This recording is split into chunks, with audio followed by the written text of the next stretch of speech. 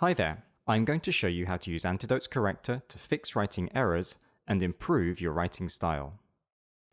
You can use Antidote directly where you write.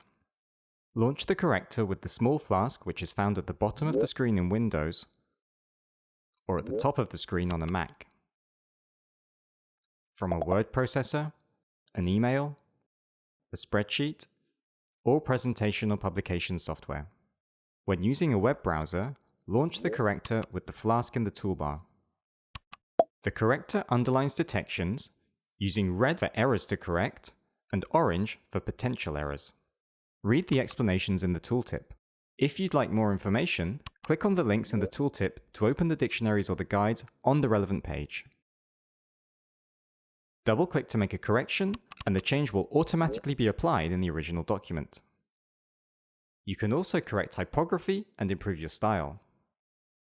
Repetitions, constructions to review, overly long sentences, Antidote offers you all the tools you need to increase your writing's clarity and power.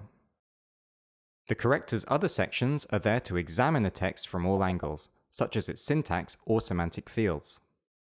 And these functionalities are only the tip of the iceberg.